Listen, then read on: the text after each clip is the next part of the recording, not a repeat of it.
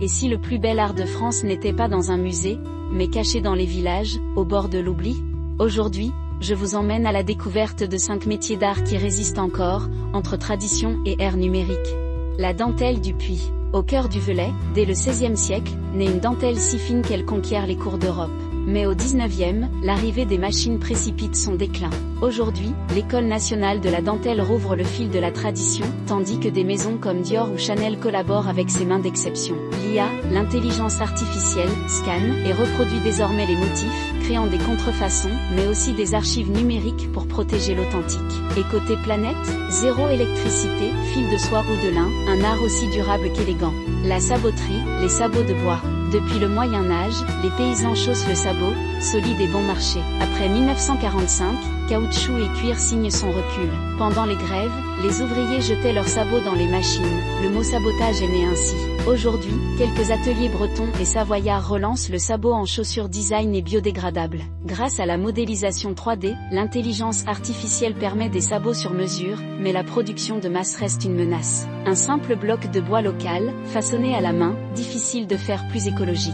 La poterie de Soufflenheim, l'argile des Romains.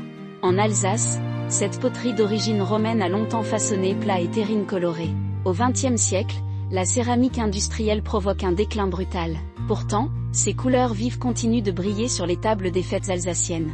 Protégée par une indication géographique, la poterie séduit à nouveaux chefs étoilés et touristes.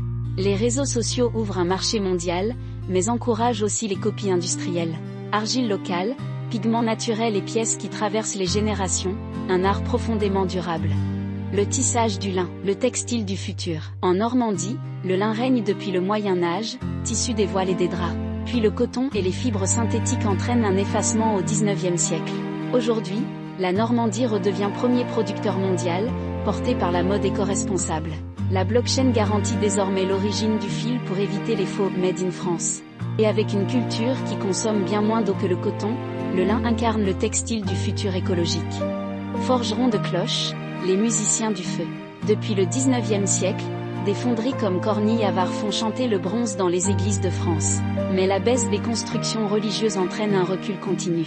Chaque cloche est pourtant une note de musique, accordée à l'oreille du maître fondeur. La restauration de Notre-Dame de Paris a rallumé la flamme, et l'intelligence artificielle aide aujourd'hui à simuler la parfaite acoustique.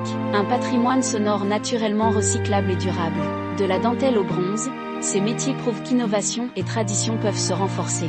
En achetant leurs créations, en partageant leurs histoires, nous pouvons transformer le numérique en allié et donner un avenir à ces arts presque perdus.